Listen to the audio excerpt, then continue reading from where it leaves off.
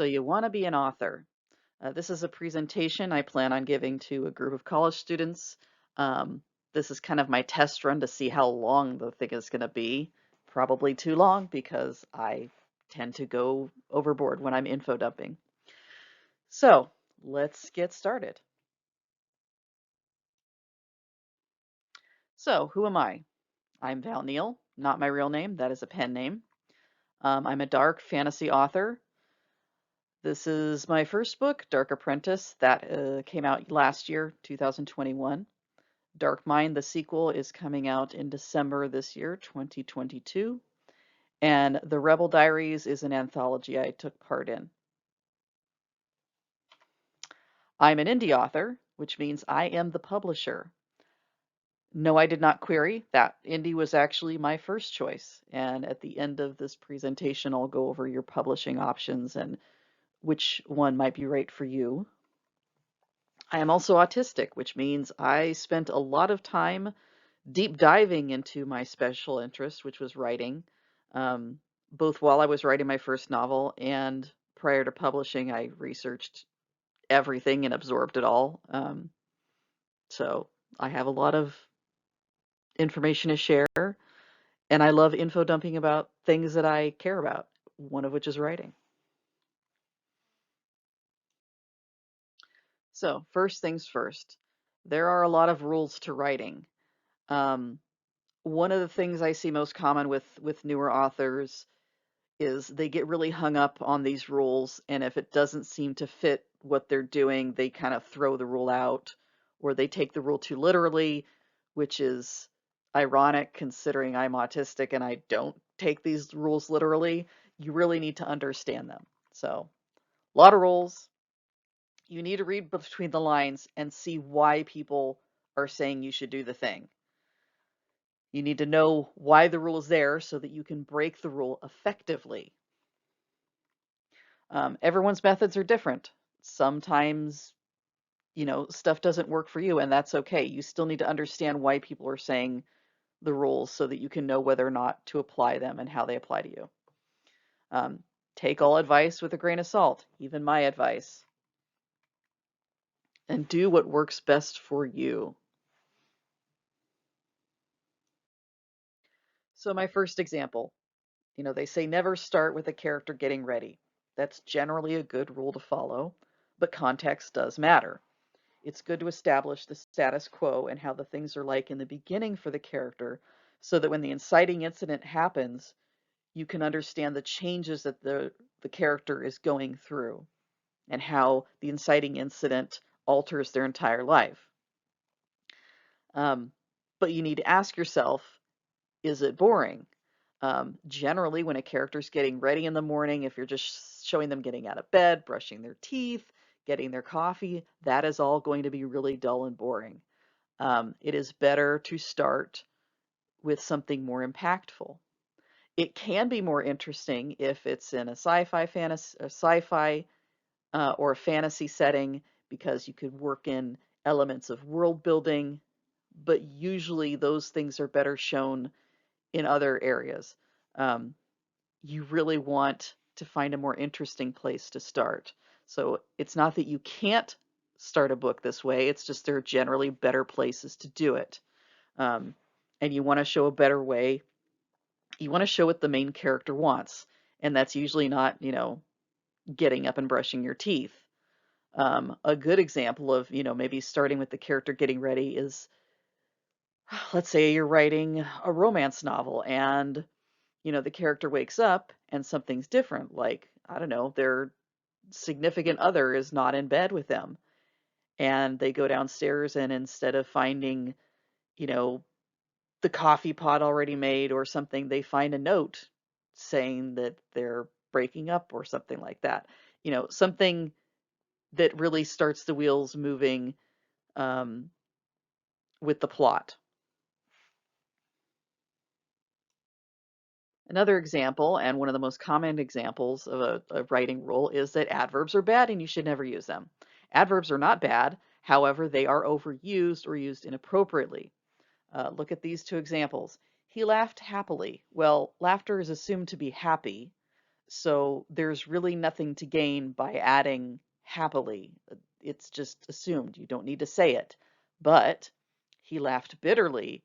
Well, now you're changing the entire context of the laugh. It's bitter. He's upset about something. It completely changes the meaning of the statement. So, good adverb, or sorry, bad adverb, good adverb. Um, you have to understand why the rule is there and what it's getting at. There is one rule of writing you need to keep in mind. Finish the story. Seriously, finish the story. I mean it. If you don't finish the story, you have nothing to publish. You have nothing to revise. You have to finish the story. Pick one and finish it. Um, a lot of times authors, I don't know, you get scared of finishing it or you get distracted. You gotta finish it. Mood boards, character sheets, daydreams, world building. A lot of people get stuck on world building. World building is great, it's fine and dandy, but if your goal is to publish books, you actually need to stop the world building at some point and actually start writing a story that takes place in that world. Shiny new idea syndrome. This is another common one. Usually the beginning of a book is a lot easier and it's exciting and new, and you get past the inciting incident and you start your character on their quest, their goal, whatever it is, and then you get to the middle and you get bored because the middle is the hard part.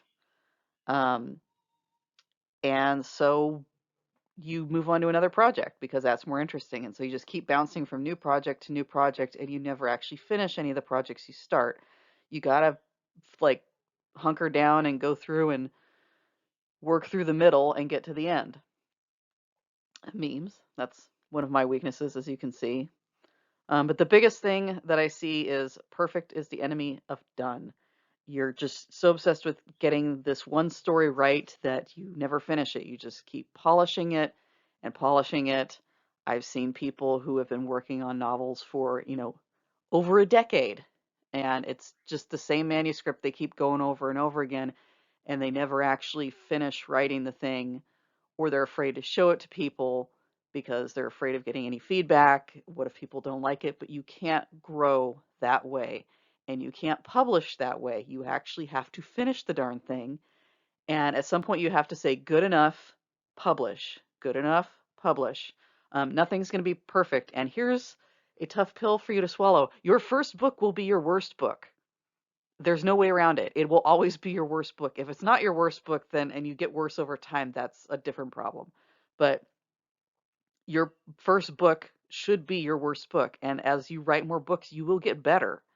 Um, so just finish your project, publish it, and then move on to the next thing. Don't let these little things distract you from your goal, which is to finish something and publish it. Your first draft is going to suck. There's no way around this. They will get more polished as you write more books because you get into the zone, you learn to do a lot of the things that I'm going to teach you, and eventually you will internalize that and your rough drafts will get cleaner. Um, but they're still not going to be perfect and polished and whatever. Just own the fact that it's going to suck. Don't worry about the mistakes. Just get the story out. That's the most important thing. Get it down on paper or computer. The first draft is just you telling yourself the story. So just get it out of your system, tell the story to yourself, and then you can revise. Writer's block. This is something that can prevent you from moving forward. Um, the first thing to do is look at your life, see what's stressing you out. Are you depressed? Is it 2020? If you have all these things going on in your life that make it difficult to write, be kind to yourself and realize that it might not happen right now. Once you've ruled out external factors, it probably is something to do with your story. One of the best pieces of advice I've heard is that it's probably your subconscious realizing that there's a problem with the story, and so it's creatively blocking you. It could be that you're having your character do something that's not the way you've set them up. They're doing something out of character, something they wouldn't really be doing. Um, one of the good things to do is to back up to the last place where your story was flowing freely and take it in a new direction. Have your character do something different. A lot of times that will get you unstuck. All right, now we're going to work on strengthening your prose. These are some of the common errors or things that I see, issues that I see when I'm critiquing other people's stories. They're pretty common. They're very easy to fix. Once you have them pointed out to you, it's pretty easy to fix them in your writing. First one is show, don't tell. This is one of those rules that for some reason people either don't understand or they take literally or they don't, I don't know. It seems to be misinterpreted a lot. It just means that you show things through the narrative. Yeah, well, let's do an example. He was tired. Okay, that just tells us that he's tired. He's slumped in his seat, barely able to keep his eyes open. That is showing. You are showing that he's tired. You don't have to state it. You are showing, and it's more immersive than just flat out saying it.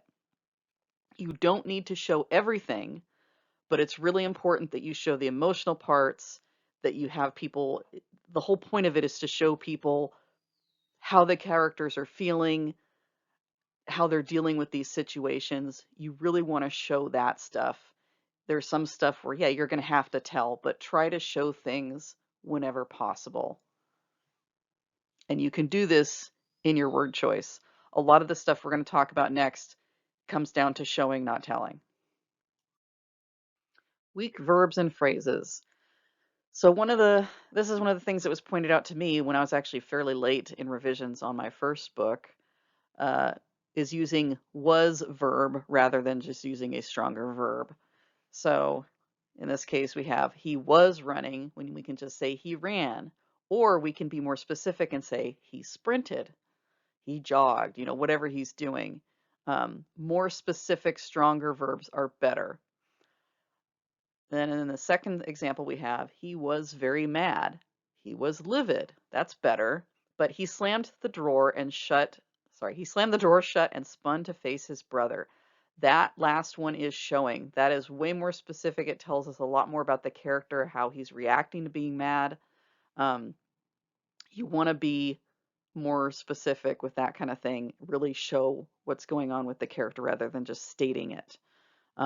If you need help with words, I found Word Hippo is one of the better online thesauruses.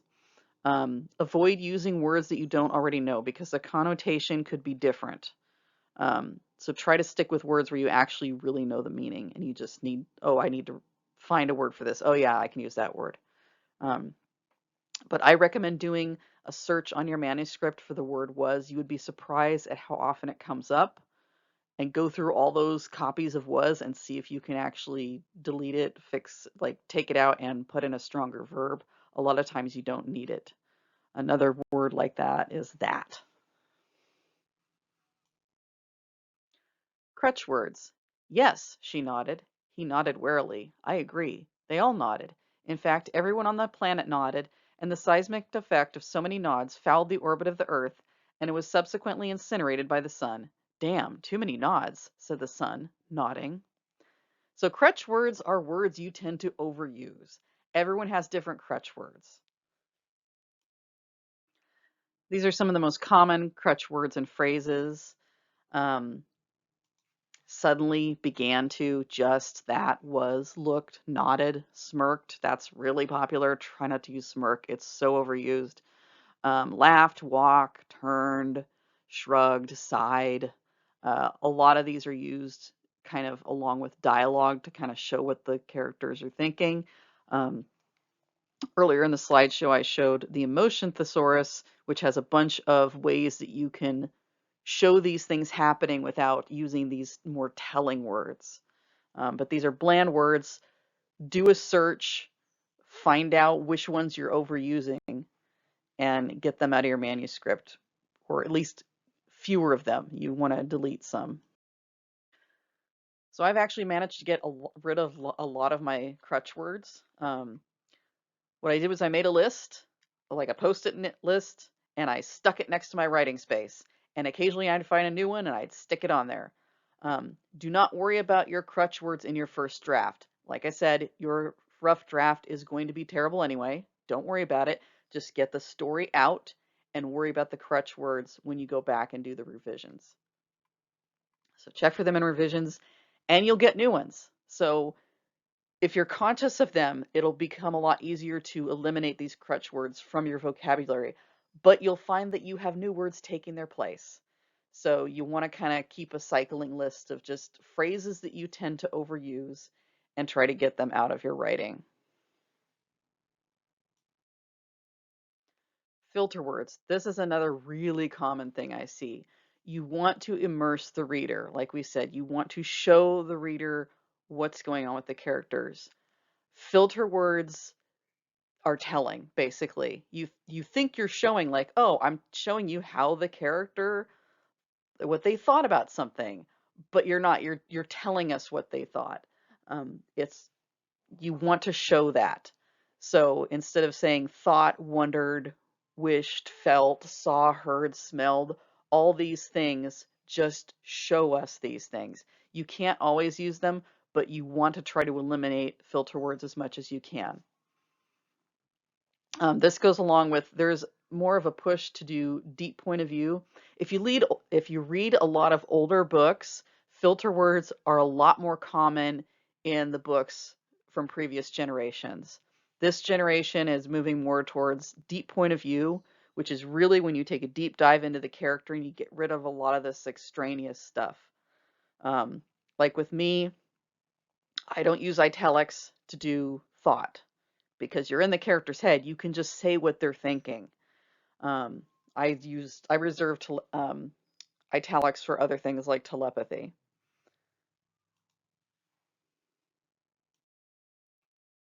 So here are some examples. He saw the birds fly overhead. Well, we're in his point of view, so we don't need to say he saw them. You can just say birds flew overhead. It's assumed he saw them if you're noting them. She heard an explosion. A moment later, she felt the aftershocks. Heard and felt are both filter words. Um, for the senses like taste, smell, touch, some of them are easier to get rid of than others. Smell is really hard to get rid of because you kind of have to use the words smell or scent to know that that's what's going on. Um, but saw, heard, thought, those are a lot easier to get rid of. So we can redo this as a boom echoed in the distance and the ground beneath her shook. She felt cold. This is just straight up telling. We can do a lot more um, with this phrase. Goosebumps erupted on her arms in the crisp autumn air. Now we're getting a lot of sensory stuff about what's going on in the environment. What's it look like? She hugged herself and jogged toward the theater. She watched Thomas walk away. What a jerk, she thought. We've got watched and she thought. We don't need either of those things. You can say, Thomas walked away with that stupid swagger of his. What a jerk. You don't even necessarily need the last part, what a jerk, because the stupid swagger of his really lets you know how she feels about Thomas. So you could actually eliminate the what a jerk part. And again, you don't need to put it in italics. You don't need to say she thought. We're in her head. These are all her thoughts. So these are some resources for self-editing. Grammarly and Pro Writing Aid are online programs. I can't remember. Pro Writing Aid definitely has a fee. I'm not sure about Grammarly. Just be cautious with these. Um, if you're making certain stylistic choices, they can complain. Um, I personally don't like using these because they're, in the end, they're AI and they're only as good as their programming, and I'm I'm not thrilled with them. But a lot of people really love these programs, so give them a try, especially if you're bad at grammar. They might be for you. Books I recommend. Self-editing for fiction writers. This is one of the first books I picked up. It taught me a lot of the stuff I'm teaching you now. It goes through all these things, basically how to um, clean up your writing and make things better. The Anatomy to Prose. Disclaimer, I do know Sasha Black. She's a friend of mine. I have also read this book. It is a good book. At the time I wrote it, or at the time I read it, I already knew all the stuff in it, so I didn't really learn all that much. But this would have been an amazing resource when I was earlier in my author career. So I definitely recommend the book. It's a pretty beefy book. And then there's the classics, Strunk and White. If you're terrible at grammar, it's a short book. It's basically just like flipped. If you like, I use online stuff. If I have a question, I just either ask my editor or go online and Google it.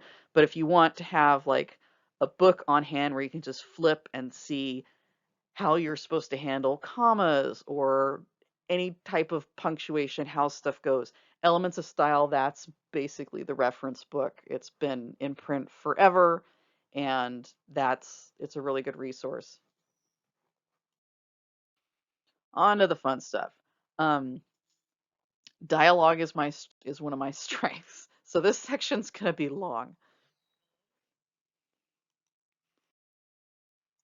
All right, let's get started. Dialogue. Said is king. I don't care what anyone tells you. You want to default to said. It is invisible. So if people are used to just skimming over it, they don't really see it. You want to stick to said because it's not obvious. Again, we are immersing the reader, so every time you have to use a tag like said, if you're using different words besides said, it's going to stick out. However, good dialogue will stand on its own, and we'll get to that. I'll show you some examples of what I mean. Remember the whole adverb thing? We want to minimize those. If we go back to, weak verbs, adverbs, you want to use stronger words. You want to describe how the characters felt or show how the characters felt rather than just saying, you know, he said angrily or something. You want to make it more showy. Use compelling dialogue. That's one of the ways you do this. A lot of time, and this goes back to the dialogue standing on its own. If the dialogue is compelling, you don't need as many tags. Use a strong character voice so people can recognize the dialogue. Um, I know it's a sticky subject these days, but J.K. Rowling actually does this pretty well with many of her characters. Um, you can tell when, like, if I gave you dialogue by Ron and Snape and you read the two, you could tell who was speaking by the way that they said the dialogue. She was very good at character and having specific character voices. Um, Strong character voices can really help differentiate between all these different characters. And another thing you can use instead of said is action tags, which is what I prefer to do. Note, this does apply to adult fiction. Um, and I don't write children's fiction right now. I do read a lot of it because I have kids. But my understanding is children's fiction has to be a lot more explicit because kids are new at this thing and you have to tell them all the emotions and who's saying what because they can't keep track as easily. So with children, all this stuff I'm going to go over in the dialogue section, this mostly applies to adult fiction. For children's fiction and YA, you'll need to be more explicit, use more tags and more emotion, or label the emotions, I should say. You want to take the guesswork out of it with kids. All right. I see a lot of these floating around online and they're terrible. Um, Said is dead. All these ways you can use other words instead of said. These, again, said is invisible. Just stick with said. You don't need to use all these other things. They can be helpful sometimes, but a lot of people go nuts with them. They try to replace every said with one of these, and it just becomes this soup, this word soup. It's terrible. Also, some of these, like grieved, cannot be exchanged. Like you can't swap those out for said. You can't you can't say something grieved like I'm sad, he said. I'm sad, he grieved. It doesn't work. Or there's another one in here. Yeah, it's just they don't these just don't. There are better ways to do this. When you do use them sparingly and deliberately. So again, this is one of the common mistakes I see. Swapping out said for any old verb. I can't believe he did that. He laughed. He can't really laugh the dialogue. I mean, you can, but like arguably you can't. Um, it's better to do, I can't believe he said that. Period. He laughed. It's a separate sentence. He's not laughing the dialogue. He laughs after the dialogue. Or you could say, I can't believe he did that. He said with a laugh. Another common one is smile. You can't smile dialogue. You have to like, unless you're like gritting through your teeth and talking through your teeth, you can kind of do that, but you can't really smile dialogue. Um, Same thing with laugh. You can belch it though, but I would format it differently so that it's clear that they're actually belching the words. Punctuation is your friend. You can do so much with punctuation. One of the more popular things is the em dash. It shows an interruption. Like, how could you just leave like that? I thought you were my probably friend. It means someone's cut off. It could also mean they interrupted themselves. So if they're, mid thought, if they switch gears real quick, you can use an em dash there. Ellipses show a trailing off. I am. Well, I don't know. So if they're trailing off, again, you don't want to overuse this. Um, but it's a good way to show trailing off. Exclamation marks indicate excitement or yelling. One of the common things you see is people use an exclamation mark and yelling. A lot of times you don't know that, you don't need to do that because it's implied. So unless you want to show like a specific type of yelling, like he roared or something, you don't really need both. Um, and as you can see with these two, it's obvious which one it is. What a cute puppy. They're not yelling. They're excited. It's obvious they're excited. Get back here. I'm not finished with you.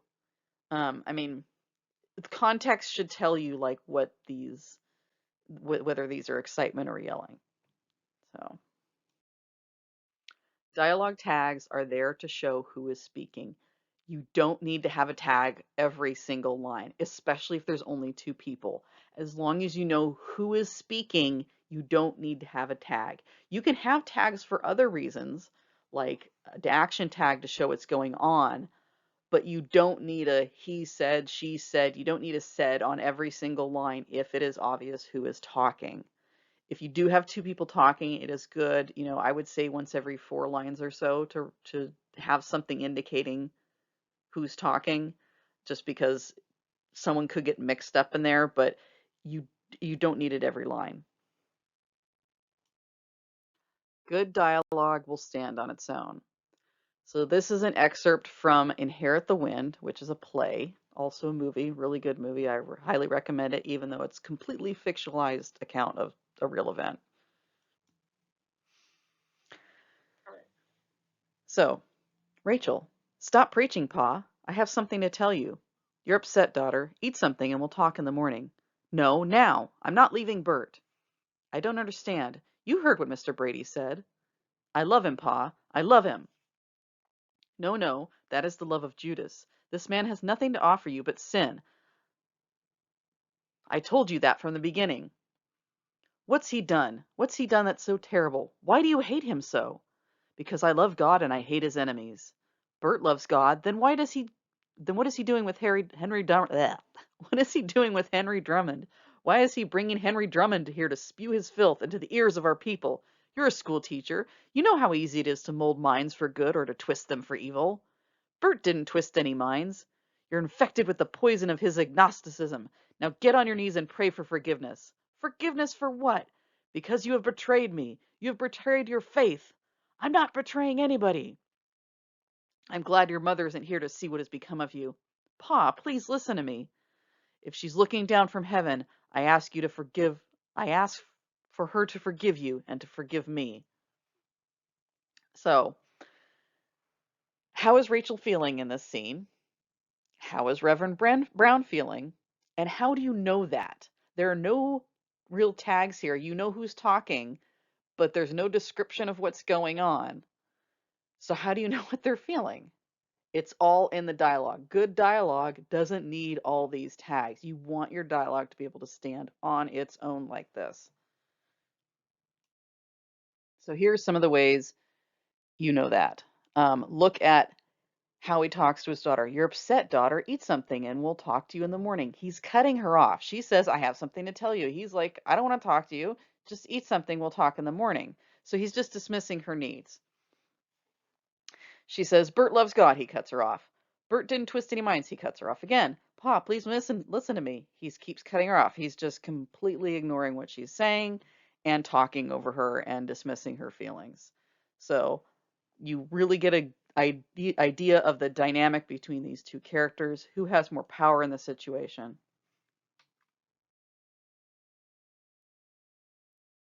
Now this one, uh, you can see also in the Reverend's words how he's talking to his daughter Rachel.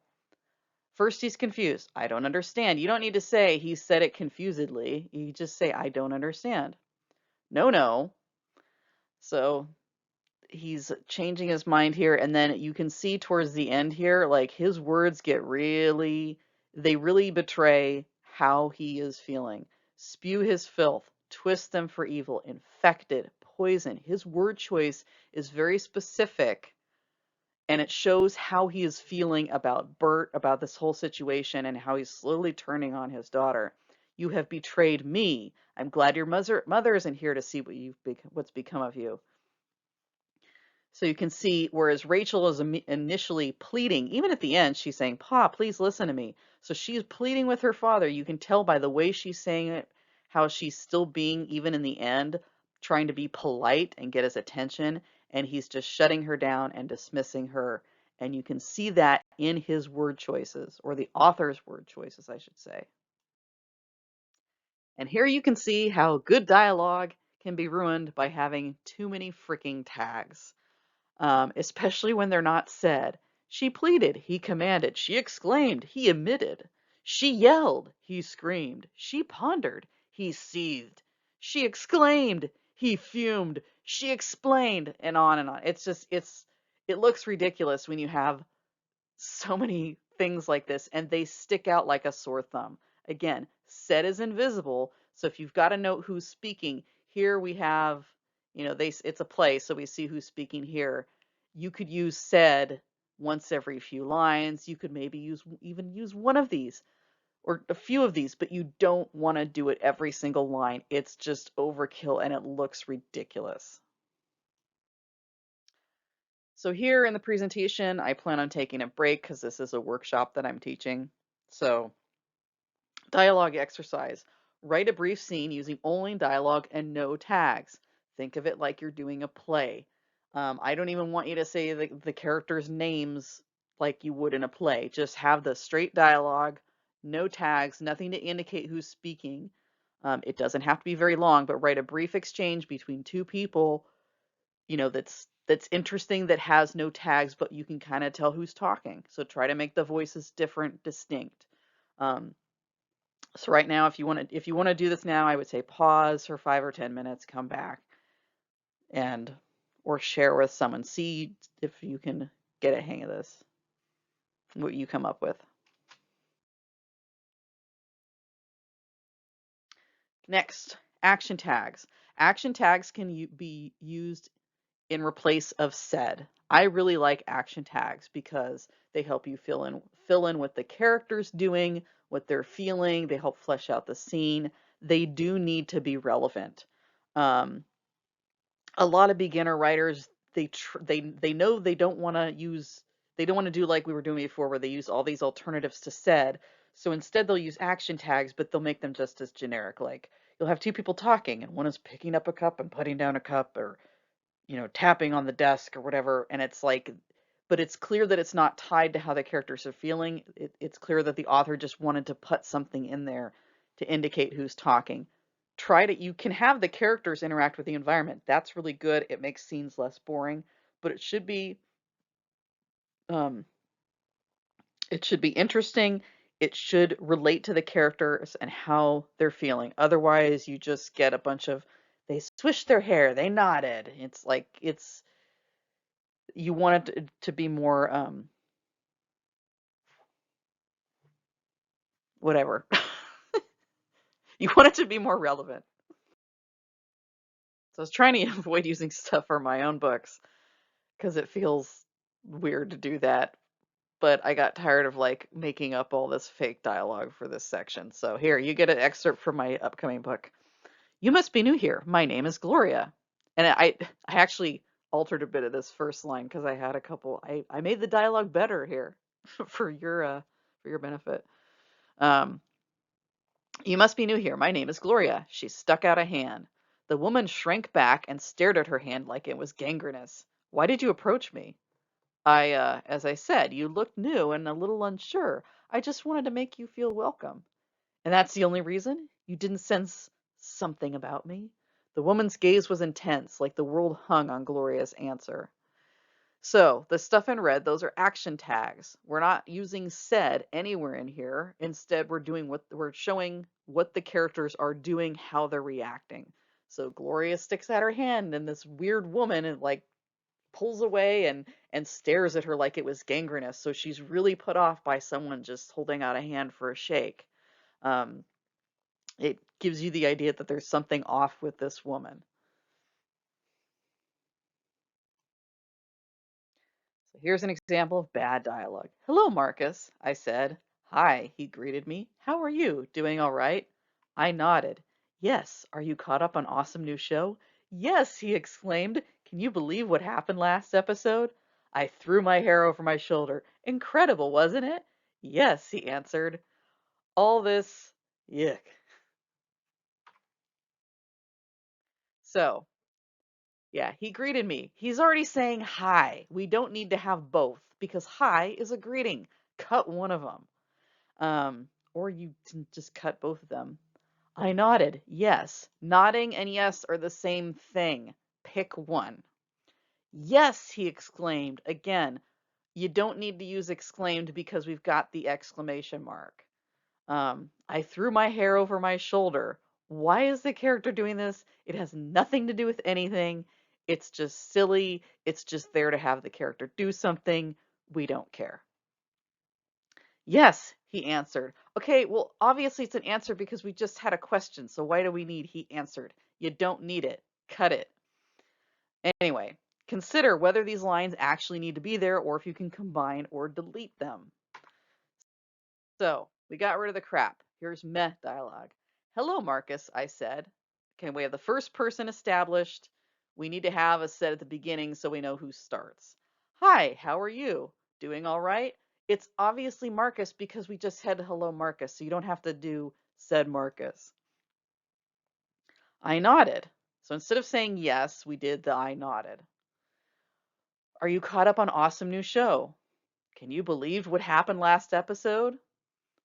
Notice he doesn't even answer, are you caught up? It doesn't need to be answered because by saying, can you believe what happened last episode? Obviously, we're caught up. Incredible, wasn't it? Yes. It works, it's cleaner, but it's boring and it doesn't tell us anything about the characters. Who gives a darn about this conversation? It's dull. Don't care. Moving on. Better dialogue. Hey, Marcus, I said, are you caught up on awesome new show? Look, we skipped all the greetings. We don't need the greetings. Hi, how are you? People might talk like that in real life, but it's boring, so we don't need it in our book. Yes, I can't believe they kill off Jason. Hey, suddenly there's something relevant. We don't care. If we're going to bring up awesome new show, at least have it be telling us something. Why do they like awesome new show? I can't believe they killed off Jason. I can, he said. He kissed Peter on the previous episode. Talk about burying your gaze. I'm not watching it anymore. You didn't say that after they killed Paula. I should have. I had my hopes up about Jason. So this tells us a lot more about the characters. Marcus, I'm guessing, would be gay because he's upset that they killed off one of a gay couple. And he wasn't really upset that they killed off Paula, who by implication was maybe a lesbian. We don't know.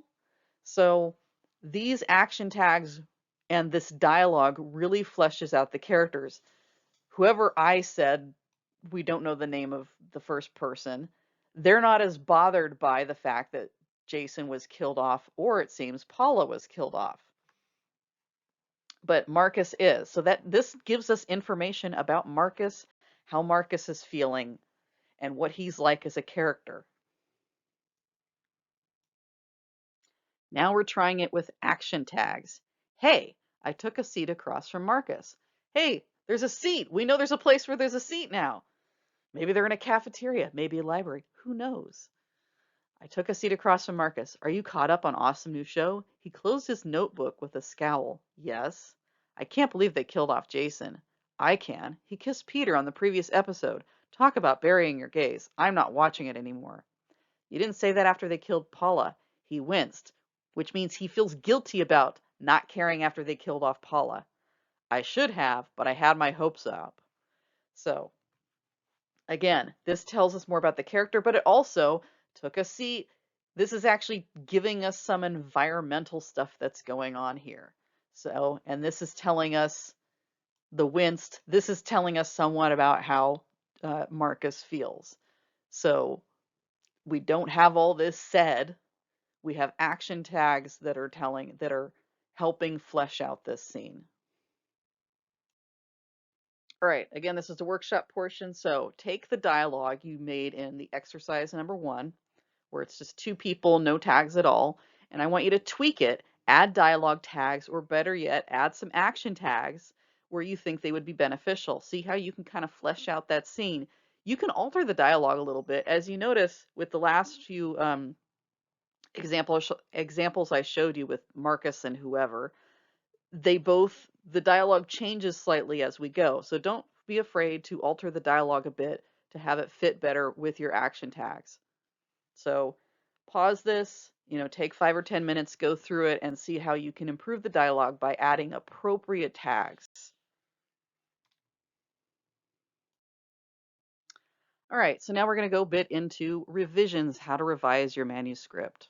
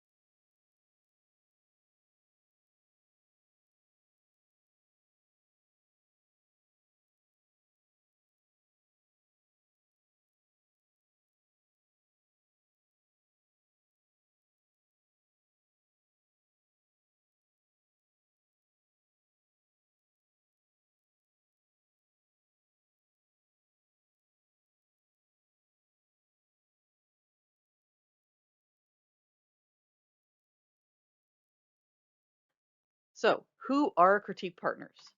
Critique partners are other writers. which means your mileage may vary. They do not have to write in the same genre as you. It is definitely helpful. It can be a good or bad thing. Again, it really varies. Just keep in mind if you have writers who do not write or read in your genre, they're not going to know your genre conventions. Um, One of my friends is a romance author. She does beta reading, not critique partnering, but it's like she gives great feedback on what the characters are feeling, her impressions of the characters and the relationships, and that is really beneficial. We have completely different genres, but it's still beneficial to have people from other genres reading your stuff. Just keep in mind they're not going to know the tropes.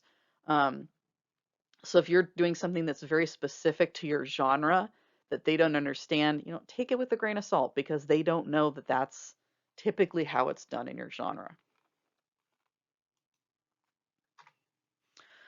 Critique partners will find stuff you missed.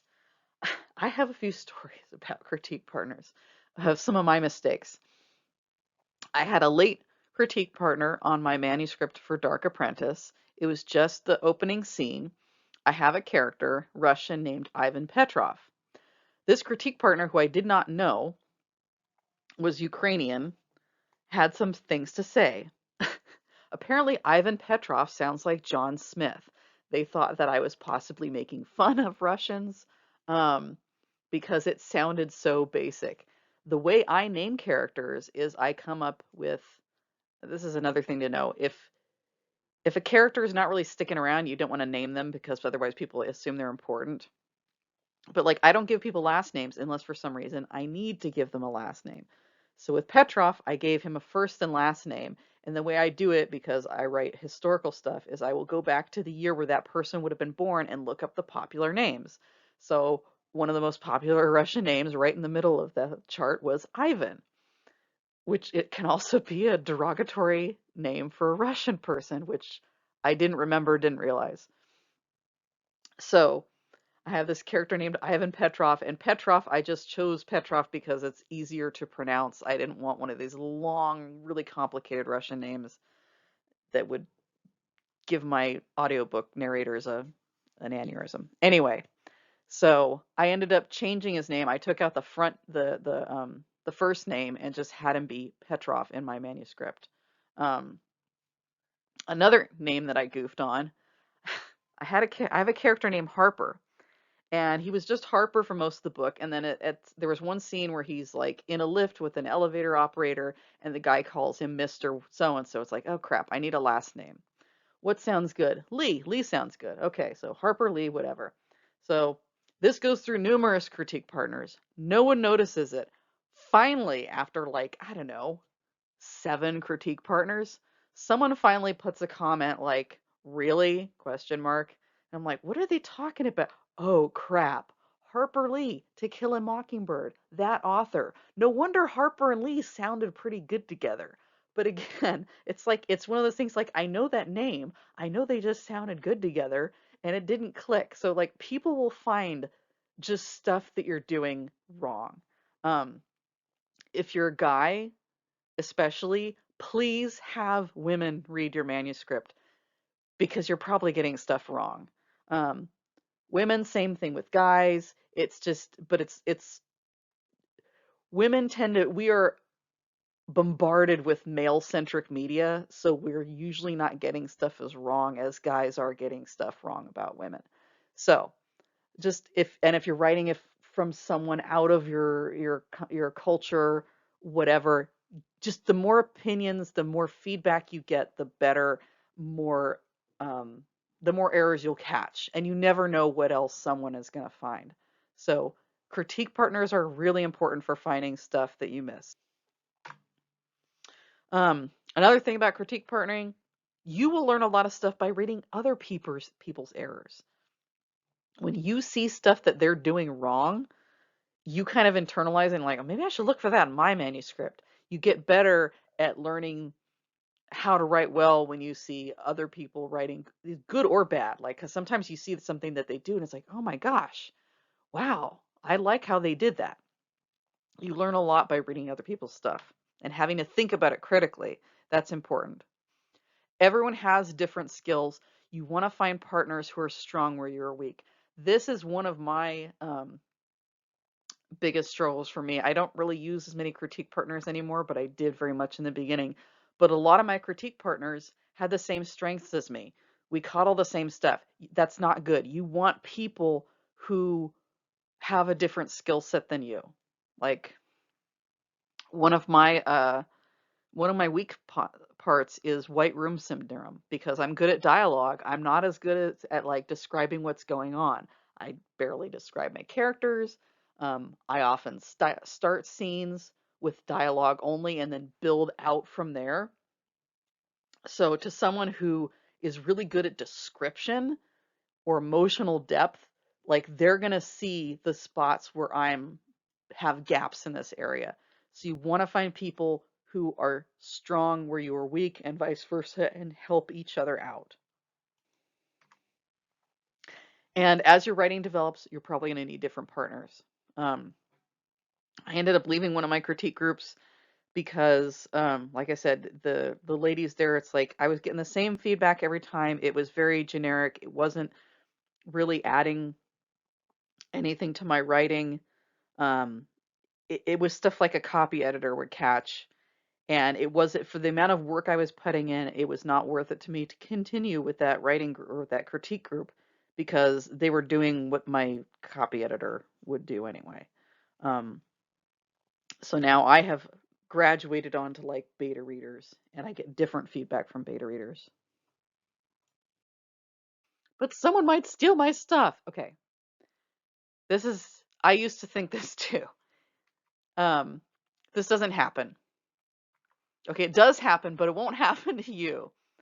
Remember, your manuscript is a piece of crap, and you're a nobody. Nobody knows who you are. Nobody wants to steal your stuff.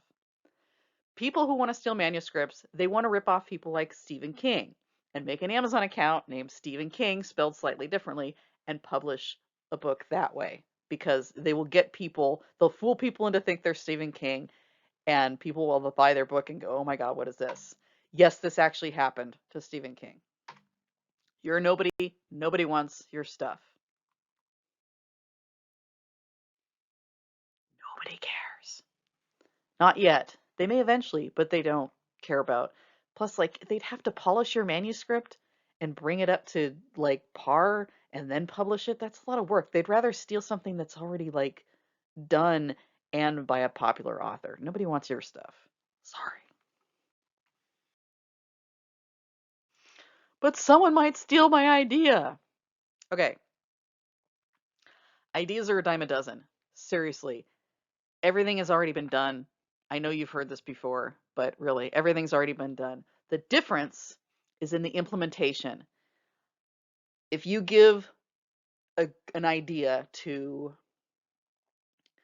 I don't know, Stephen King and Roald Dahl, who's dead, anyway, two completely different authors, and you give them the same idea, they're going to implement it completely differently. The implementation is what really matters, not the idea itself. You can't copyright an idea, it doesn't matter. Um, and the more you read, the more you're going to see, like, oh my God, a book was just published this year and they had elements that I use in my book. It's going to look like I'm ripping them off. Ask me how I know, because this has happened to me. It's like ideas, just you have to get over it. Everyone is going to have, we're all recycling the same ideas. The more you write, the more ideas you will get. I know it sounds fake, but seriously, every published author has a folder somewhere full of half-baked ideas that they'll never get around to writing because they don't have the time to write all this stuff. Um, you'll end up getting more ideas than you know what to do with. Um, just stick them in a folder, and this is good, especially um, if you have shiny new project syndrome. Um, put all these, just jot down the idea, stick in a folder, deal with it later. Don't stop writing your current work to work on the shiny new idea. Stick in a folder. Even Brandon Sanderson just hired his friend to co-write in the Cosmere because he's afraid he's not writing fast enough. This is a guy who wrote, if you don't know, 4 secret novels during 2020 while the rest of us were freaking out because he wasn't going to conferences and he had more time. So Yeah. Ideas are cheap. Ideas are everywhere. Don't worry about anyone stealing your idea. I'm terrified of someone reading my work. Well, if you plan to publish, I have news for you. People are going to read your work. And it's better to iron out the issues you have with your work now than after you publish.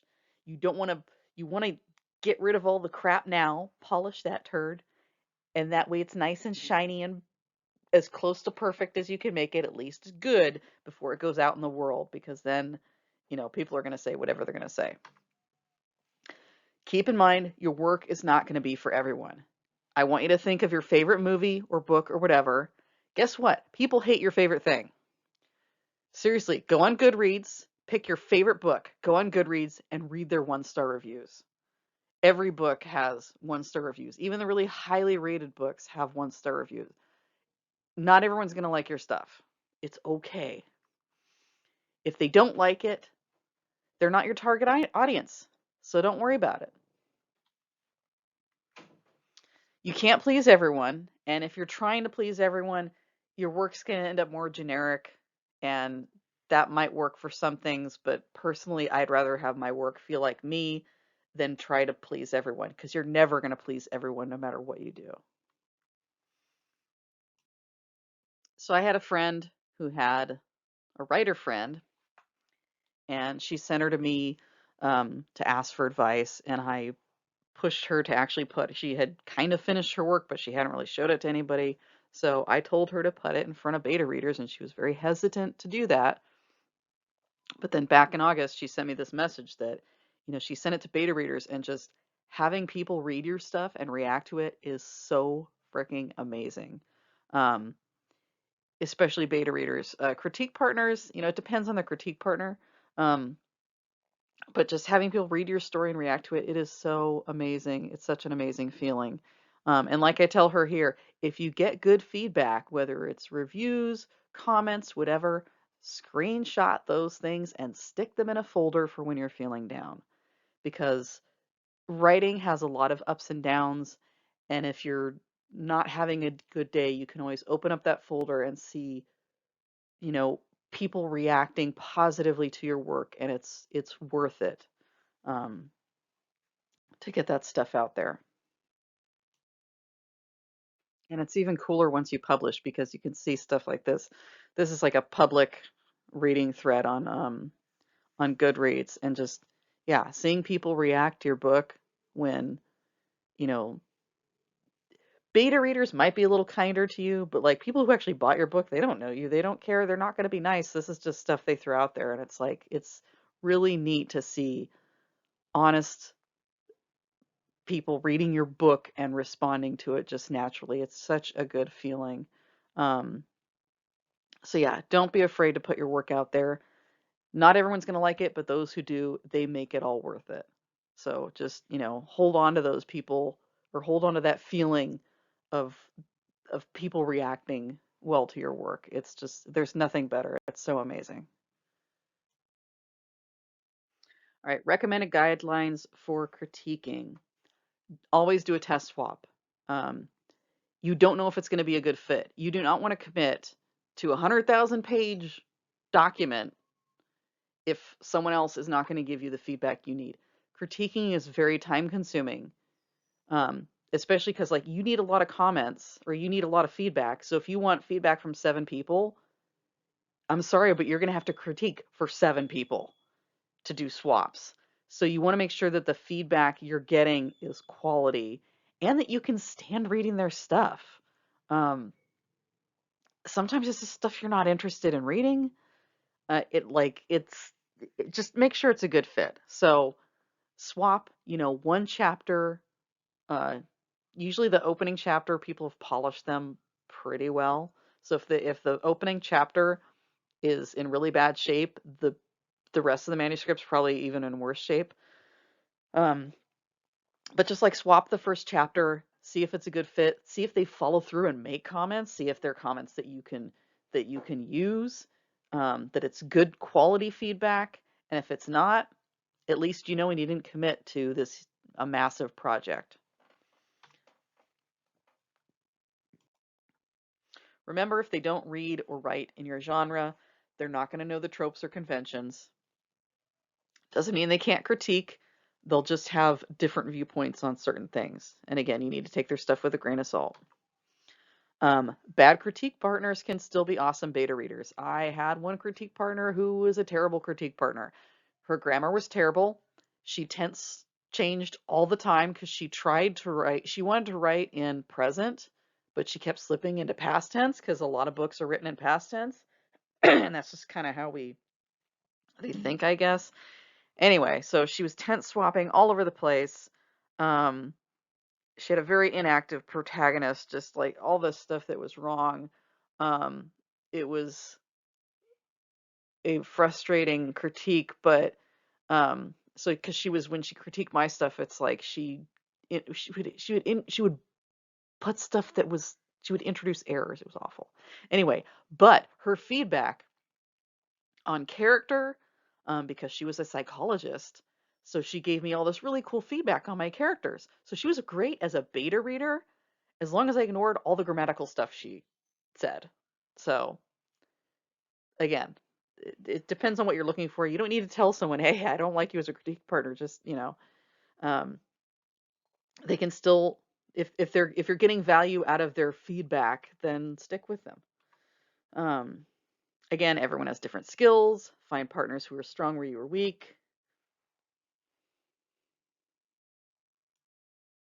All right, how to give feedback to someone else. Ask them if there's anything you should focus on. Some of us, like I said, I am very detail oriented. If there are a bunch of grammatical errors in a manuscript, but you want feedback on like big picture stuff, I can't look at big picture until all that little stuff is handled. Like it will just like I zero in on the typos and the prose and stuff like that. I can't look at the story if this manuscript is a mess. Um, so I am not good at giving feedback on the big picture stuff on messy manuscripts. So like know what you're good at, know what they're asking for. If they want you to flag anything in particular, um, there's certain stuff that I ask people, please check for this because I put this scene out and I took the scene out and put it back in and took the scene out and put it back in. If there's continuity errors, please let me know. You know, give people a heads up if there's something particular you want them to watch for. Um, and then yeah, give that if you can. If you can't, let them know so it's not a waste of everyone's time. Flag problems, you don't rewrite. Okay, your job is not to rewrite, it's just to flag stuff that's wrong, stuff that could be better, whatever. Um, your job is not to rewrite every freaking thing. It's also not your job to fix things or even to offer solutions. Flag problems. A lot of times, if you offer solutions, especially if you're a newer author, you are not going to give them, or even if you're an advanced author, you might not. Sometimes the problem you'll flag, especially if it's like a plot related thing or a character thing, the problem is actually earlier on in the book, like the character wasn't well established or something. So if you're offering solutions based on a specific scene, it might not actually be good advice. Um, so say things like, I don't understand why the character's doing this here, or this doesn't seem like the character would do that. Um, prose questions, flag things that were confusing, but you don't have to offer solutions. And if someone keeps bugging you for solutions, like that's, I'm sorry, that's not your job is to fix it. It's the author's job to fix things, not yours. Um, there's something called the sandwich method where you give someone a compliment, then you give them a critique, and then you give them another compliment because it makes it easier for them to digest the critique. I do not do this. Um, to me, it's I don't know. It's one of those social things. Again, I'm autistic, so like I don't get this. I just like flat out critiques. A lot of people that I critique and critique for like straight up critiques. Um, it is good to flag things that someone is doing well, but like to me, like having to like use something like the sandwich method to like placate someone's ego because they can't take feedback. Um, I just don't do that. I don't have time for that. Like, I'm not good at that. My job as a critique partner is to tell you all the things that are wrong with your manuscript so you can fix them. And if I think of something that's good, then I'll put it in there. But it's like I zero in on the errors. That's what I do. Um, and I've had one person get really upset about that. And everyone else has told me that I'm the best critique partner they've ever had because I go into detail and I don't know. I'm not if yeah, if you want to use the sandwich method, fine. But for me, like just don't be mean. And you can just state stuff without being mean. Just state factual things. Um, you don't have to get personal or anything like that. But some people will take any critique as like, because it's their baby, they'll take any critique and they'll get really defensive. If you have someone like that, one of my very first critique partners was like that. Um, don't critique for them anymore. That's not someone you want to deal with. If they can't accept feedback, they're not going to grow, and that's not your problem. You don't need them in your life. Um, One thing I do that people really appreciate is if you have resources, share them. So if you notice a particular problem, like say they're overusing adverbs or their dialogue isn't up to par, what I'll do, especially if I keep seeing the error again and again, instead of flagging it every single time, I'll highlight a sample or an example, and I'll make a comment that says, this is something you're doing that needs to be fixed or whatever, and here's a link on how to fix it. Um, and dialogue has, again, been one of the constant ones. And unfortunately, I had a link for a really good dialogue website on how to do dialogue, and it's gone now. Anyway, um, but yeah, if you have links or resources on how to fix something that you know they're doing that needs work, share them. Um, and for the love of God, be honest. Um, it doesn't serve anyone to, you know, pat them on the head and say this is great when it's not, because then they're going to get ripped apart by, when they publish, by editors, or they're not going to be able to sell their manuscript. You don't have to say this is bad, but you want to say these are ways to improve this. This might work better if you do that. Give them solutions. But be honest, like, I think you need to work on this thing. This thing seems good. Be honest um, with your criticisms. Don't be mean, but be honest. The whole point is it needs to be honest. We're trying to help each other put out something better and make our work um, as best as we possibly can. And if someone is tiptoeing around your ego or you're tiptoeing around theirs, it does them a disservice. So please be honest. Now, accepting feedback. Do not give people your rough draft. This is just, no, don't. Um, it's a piece of junk. They shouldn't have to read that.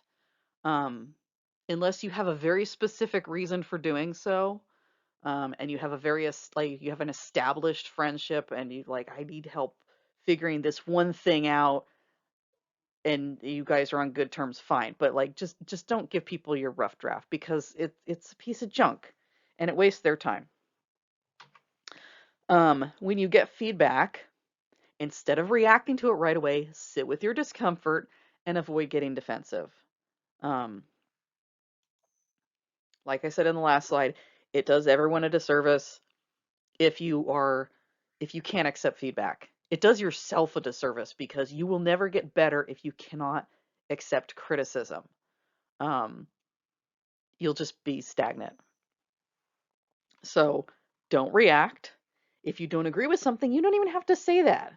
Just smile and nod and say thank you for your feedback. You don't have to like, and you shouldn't reply to all these critiques.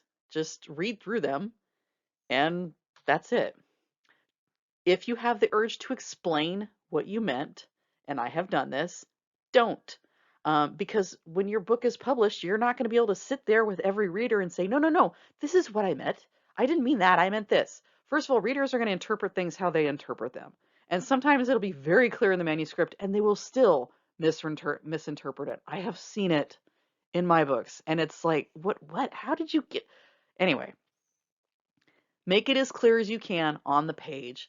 There's always going to be someone who misinterprets it anyway, But if you feel like you have to keep explaining stuff to your critique partners, especially if more than one person has flagged a certain passage as being like they don't get it, or they're misinterpreting it, then it's not clear enough. Make it more clear. You can't sit there with a reader and explain it. So don't expect that. Um, Unless it's grammatical, take everything with a grain of salt. Unless your critique partner's terrible at grammar, then just disregard that. But yeah, take everything with a grain of salt. You don't have to accept their advice. You're just looking at it. If one person flags something, keep it in mind. Maybe it's something to polish up. But if three people flag something, you definitely need to take a hard look at it and see if something needs to be changed. It is your job to fix things. Don't ask your critique partners to fix things for you. That is your job. Their job is to flag things. You fix them. All right, this would be the part of the workshop where we break into small groups and trade manuscripts. Um, Obviously, we can't do this here because it's a YouTube video. However, if you go to my website, valneal.com, I have a article on, if it's under the pin post, it's about beta readers, and I have links in there on how to find beta readers, critique partners. There's also a couple websites. One is Scribophile, I believe, and the other is Critique Circle, where you can post your manuscript online and people can read and critique it. And these have like a tit for tat system where it's like if you critique something, you earn points, and then people can critique your thing. So that you have to critique a certain number of things in order to get critiques back. I've never really, I think I used one of them once. Um, but you really don't want people critiquing chapter by chapter, or you do, but it's like if with Critique Circle and Scribophile, you might not be getting the same people critiquing every time. I really recommend a steady group so you get like some kind of continuity and they know what's going on with the plot. Um, so look at my beta reading article because a lot of the Facebook groups I link in there also have like critique partners and stuff. Um, Another good resource is during NaNoWriMo, there's usually a lot of workshops going on in your area, or just network online with other writers, see if anyone is interested in swapping after Nano, and critiquing online. I've had a lot of online critique partners, and we share stuff through Google Docs, and it's great. Again, do a test sample first, but there are ways to find critique partners. Strengthening your story. Okay, this is all about drafting and plot. This is one of my weaker parts. Um, I am much better at the technical stuff than I am at plot and story. So it's going to be more of a a broad overview of kind of the different types, um, and where you can find more help or resources on stuff. The eternal question: how do you write? Are you a plotter or a pantser? And what is the difference? And why do they have such dumb names? Plotters slash architects focus on the main conflict. Um, why is that a thing? Anyway, they focus on the main conflict. They spend a long time working on their outlines. Some of them can write extremely detailed outlines. Um, and then when they start writing, the writing typically goes very fast with minimal revisions because they already have everything planned out in advance. Their plot is typically a lot stronger than character. Characters tend to be a lot weaker or generic.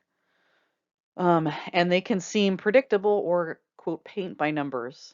Um, that's one of the criticisms against plotters. And if you read enough books, you can kind of tell which authors are what by how they write their stories. So famous plotters slashed architects. James Patterson, he does extremely detailed outlines. John Grisham and Brandon Sanderson. So these people all plot out everything first and then they write. So pantsers, gardeners, or discovery writers. I personally prefer discovery writers. Um, Pantsers is, by the seat of your pants. That's where the name comes from. So, discovery writers, they often start with just a character or a scene or an idea, and they just go from there. No outline, they just go. Writing may get stuck more often, and revisions generally take longer. The author's more likely to go off on tangents because you go one way and then, oh, wait, we have to come back this way, because you don't have a set outline or path you're trying to take. Characters tend to be a lot stronger and they tend to drive the plot. And you'll see when I show you who writes this way. The plot and the ending tend to be weaker because, again, there's no plan. So it just kind of ends up where the characters take it. If they try to outline, they tend to get bored because they've already told the story. So, famous discovery writers. Neil Gaiman. If you've read, I've only read a few of his books, but a lot of them they go off on random tangents. His prose is beautiful, but plot is not his strong point. Same thing with Stephen King. He really goes off on tangents, and his endings can often be really weak or weird or whatever. Um, and then George R.R. Martin, again, great character work. Also tends to write himself kind of into corners because his characters go off one way and you're doing something that the character would naturally do, but you have to get them over here, and then like, okay, how do I get them over there? Which is how you get Daenerys Targaryen stuck in, oh God, where's the continent? Not Westeros. The whatever town she gets stuck in.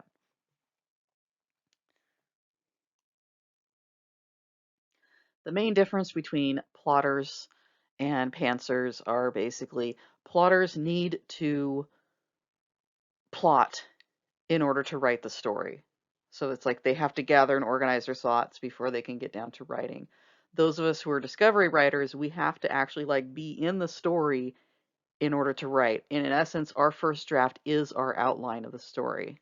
That's where we muddy through everything and get it all worked out.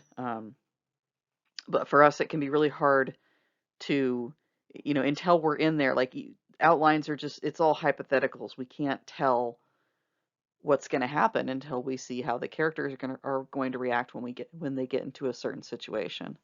So it's just a different way of writing.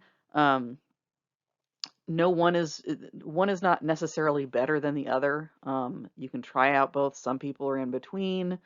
A lot of us who are discovery writers, we start with an idea. We may even have some sort of idea like where we're trying to head or where the story's going to end up. But it the middle is kind of vague and nebulous, and we're not sure what's going to happen. So just two different methods of working. Anyway, but if you fall heavily on one side or the other, trying to force yourself to do the other one, I mean, a lot of I have tried to do the plotting thing, and it just it doesn't work. And a lot of plotters will insist that if you just try hard enough or you try this different method, you can learn to outline. Um, and it just doesn't work for some of us. So I did get together a list of resources of stuff that has helped me. Um, So for plotters, I mean, pretty much everything is geared towards plotters. So there's The Anatomy of Story. That is one of the top books on how to. He's a screenplay writer, um, but his stuff's good. I've seen some of his. I've been to one of his workshops. His workshops are really salesy because he wants to pitch his course and stuff. But he's got a whole book you can write or you can read called The Anatomy of Story. Um, There's Plotter, which is plotting software. Um, a lot of you would probably really like this. Uh, I don't like it so much. I just use Excel and I plot. I basically write down my scenes after the fact, after they've already been written. So, but if you're a plotter, you'd probably really like Plotter software. Save the Cat writes a novel. This was a book that was recommended to me early on. It's decent. Again, it's based off of screenplays and it includes a lot of beat sheets, which is nice. Um, and then this is probably good for both groups. The Heroine's Journey.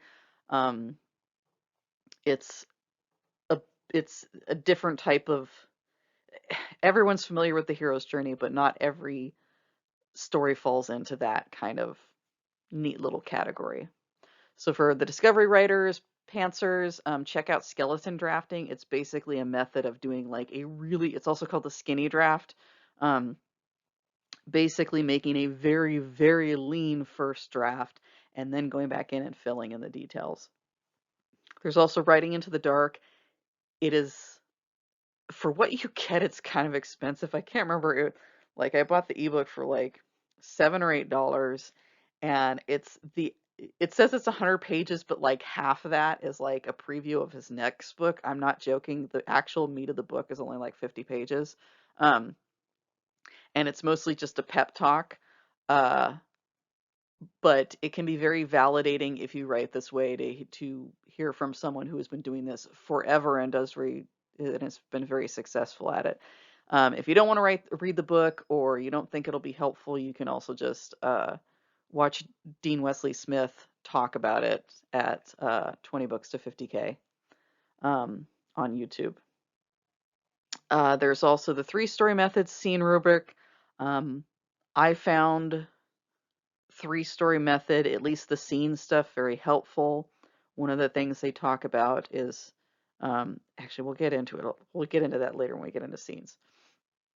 There's also the book called Make a Scene, um, which I have not read, but that has come highly recommended.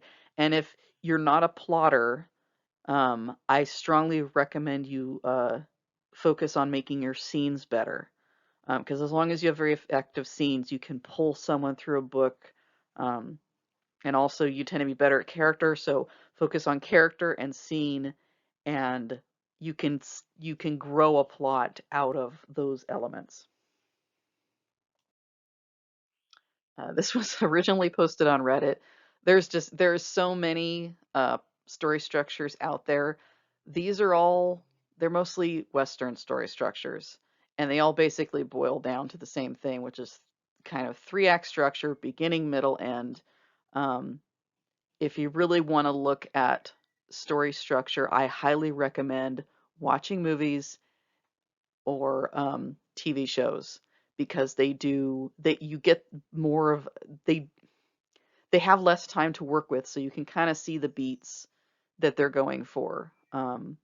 It is easier to study, to watch a movie for 2 hours or an episode of TV and see all the beats in quick succession than absorb a whole novel. Um, So it's a good way to familiarize yourself with story structure is to look at the visual medium. So yeah, most story structures, whatever form, and like they're all basically the same thing written in different ways. So a character wants something, there's a problem that keeps the character from getting the thing, and the character deals with challenges. All hope is lost. This is called the dark night of the soul.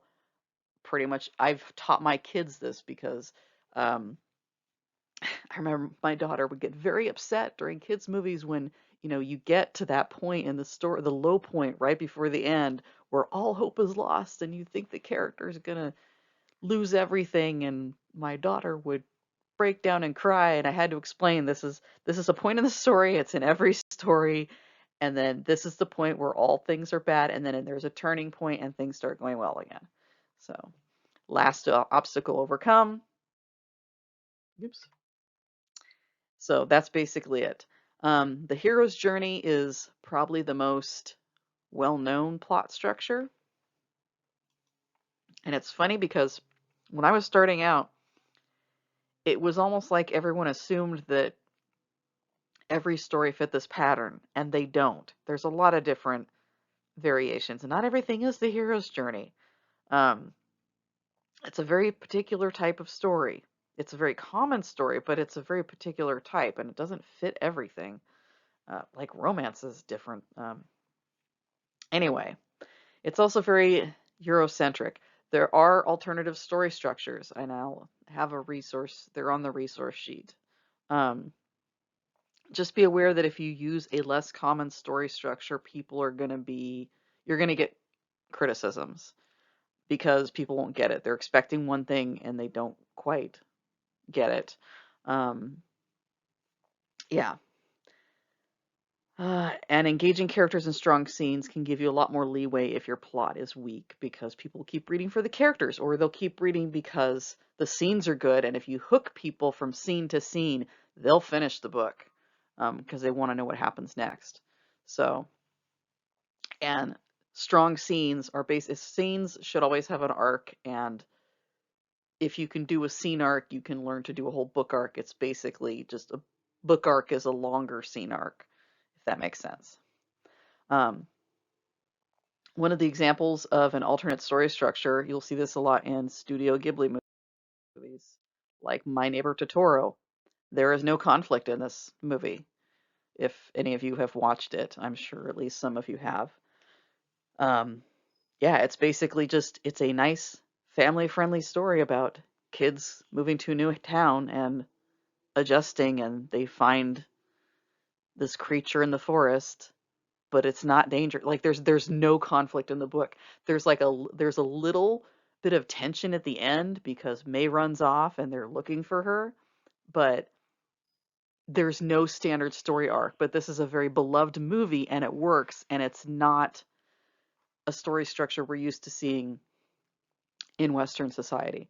So you want to look at if typical story structures don't work for you, familiarize yourself with what else is out there, particularly if you're from a more marginalized community, because our stories don't always mesh with what we're used to seeing from, you know, cis white het men, which is the dominant um, story in most media.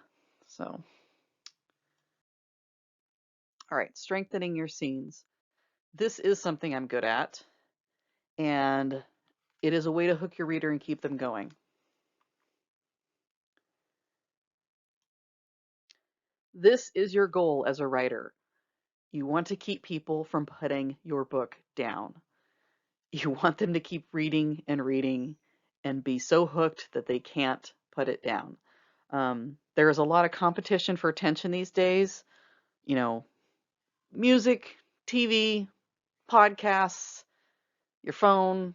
There's a lot of stuff going on. So if people put your book down, it's less likely that they will, it's more likely that they'll not pick it back up again. You want them to keep coming back. You want them to not want to put it down. And the way you do that is with compelling scenes. So if they put the book down, they may not pick it up again. This is a real hazard this day and age. Um, One way to keep them reading is to end chapters on a hook with a hook or a cliffhanger. This is how television does it. Um, I'm older than you. So in the old days, we had commercials. And so you'd have a mini cliffhanger before every commercial, and then it would be resolved. The scene would be resolved when you come back from the commercial break. But even TV episodes do this. Often every TV episode will have an arc, but at the end of the episode, they'll leave some sort of question or cliffhanger so that you want to watch next week's episode and you're looking forward to that. TV does this really well. Every time you answer a question, add two more questions. So if you solve a problem, make more problems so that you keep the readers engaged and wanting to know what happens next. Keep readers in the dark. Just because you know what happens doesn't mean they need to. I had this problem a lot in the beginning because, yeah, you don't need to show them everything right away. Don't show your hands too early. They don't need to know everything that's going on. It is better if they don't. Um, this goes for stuff like world building too. You don't need to info dump everything all at once. Bring it up when it's relevant. It's more interesting that way. So don't give away too much too early. It's okay to leave questions unanswered. at least initially. It'll keep them reading. You want to create questions initially to keep people reading. Make things difficult for your characters.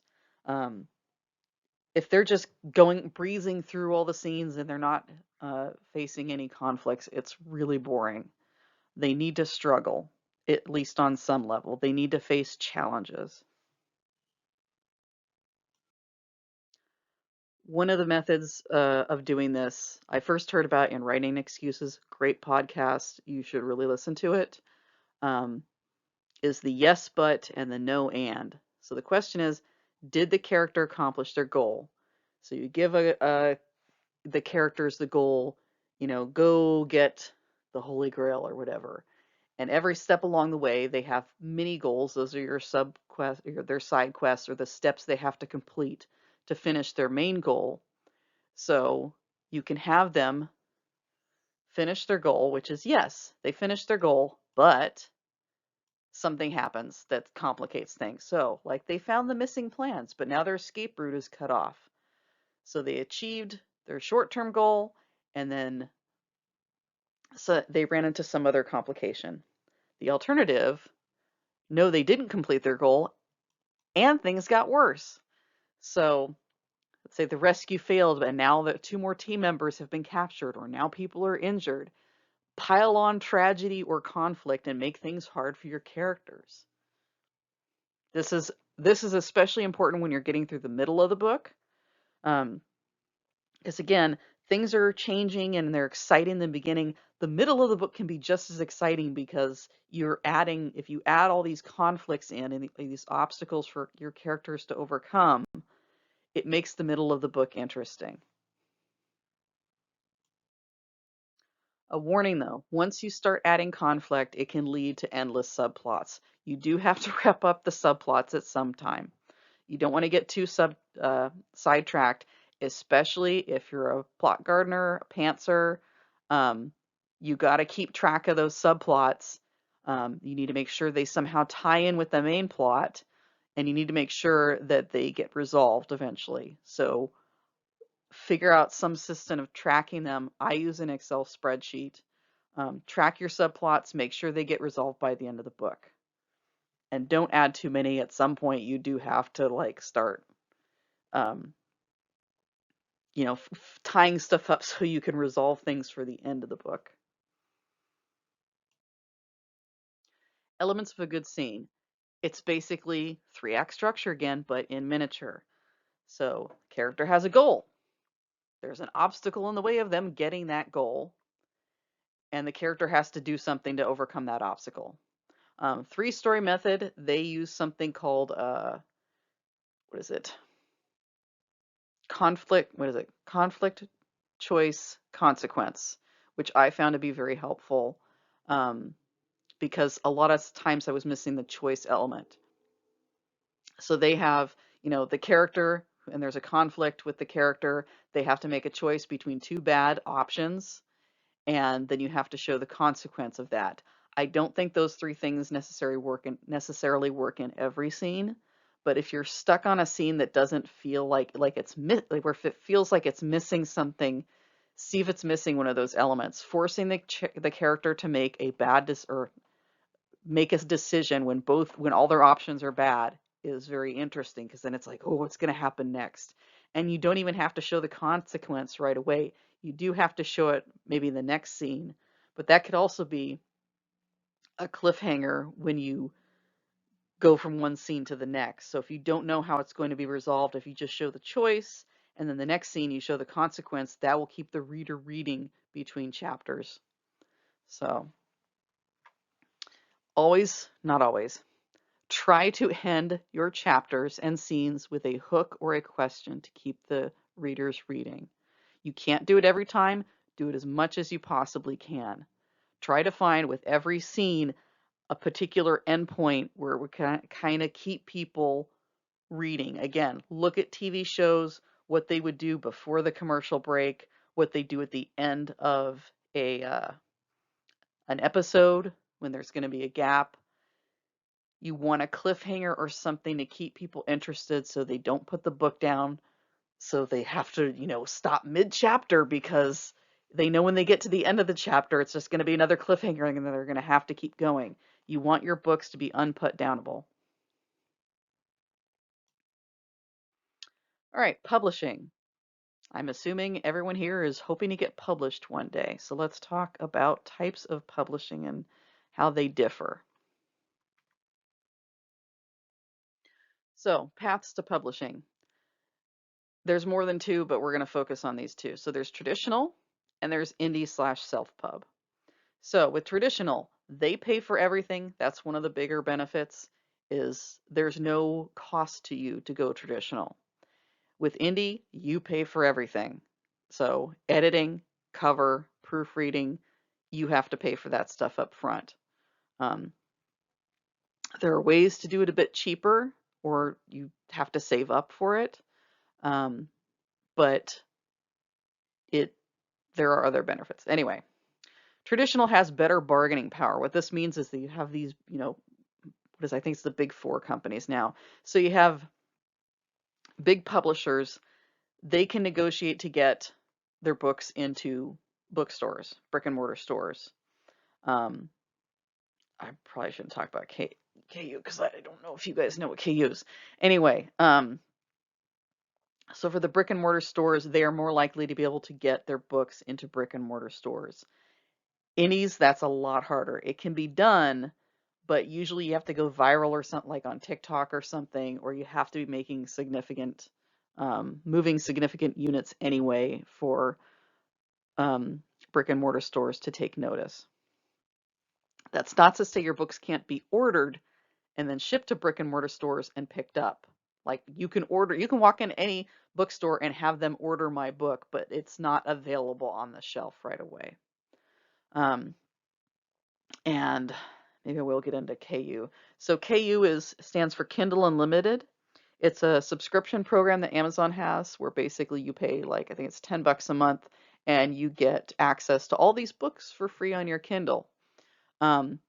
The main issue here, it makes a lot of money for indie publishers. You get paid by page reads. Um, the problem is if you enroll in KU, you cannot have your ebooks anywhere else. So it would be Amazon only. You can't have them on Google Play. You can't have them on Apple, Kobo, any of the other big retailers for ebooks. You would not be able to have your book there. That is not the case for traditional because, again, bargaining power, they can double dip. So they can have their books in KU and have them in other stores, which is unfair, but that's the way it is right now. Now, one of the downsides of traditional publishing is the royalties are abysmal because they're paying for everything up front, um, and because their business model is different. Your royalties are crap. The contracts are crap.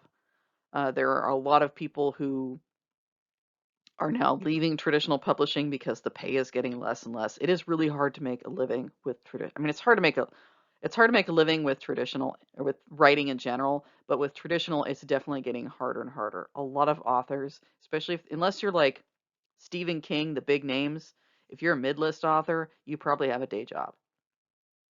The advances are also getting lower, and they're no longer doing these lump sum big payouts. So in the past, you would get a lump sum at the beginning in advance, and then after your books earn back your advance, you would start earning royalties. Nowadays, they're breaking up advances into like 2 or 3 payments and spacing them way out. So not only are the advances getting smaller, they're getting spread out over a longer time. With indie publishing, you keep the majority of the royalties. Like most websites will pay you 70%. If you sell on your website, you basically make 100% less tax, but everyone pays taxes. But the royalties are way better with indie. Plus, you keep your intellectual property. If you sell to trad, they own your intellectual property forever. And the contracts, it's usually like, they own the rights to everything: audiobook, ebook, merchandising, um, movie rights, all the rights. They own it, you don't. Um, you also have very little control over the business itself. Um, Creative control, it really depends on your editor, I hear, but you definitely don't have any say or you don't have any impact on the business itself. It does require you to query and get an agent. Querying can take a long time, like years. And contrary to what you might think, you still have to market. Only it's harder to do because you're hamstrung because you can't change your prices. So you can't put your books on sale.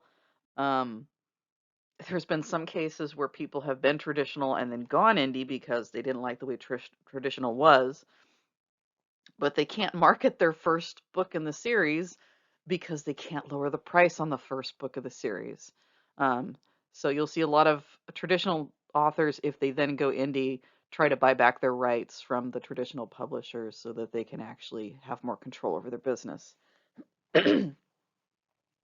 So indie self-pub, you keep your intellectual property, you control every aspect of the business. There are also no gatekeepers. So if you have a weird book, it doesn't fit in any particular niche. If you're from a marginalized community, you can publish. It doesn't matter.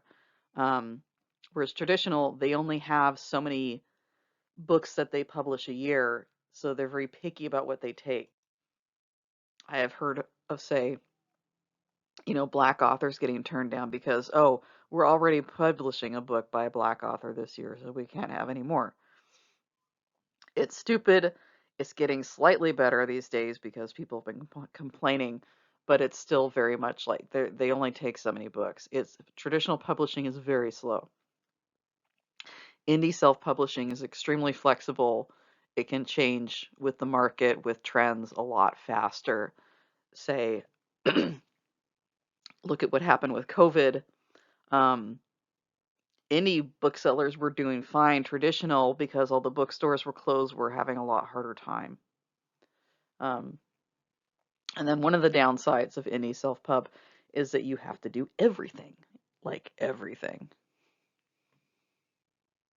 So it is a lot more work. So business models, and you do need to know this. So they're pretty different. Traditional focuses very heavily on the launch, pre-order sales, how the book does its first week.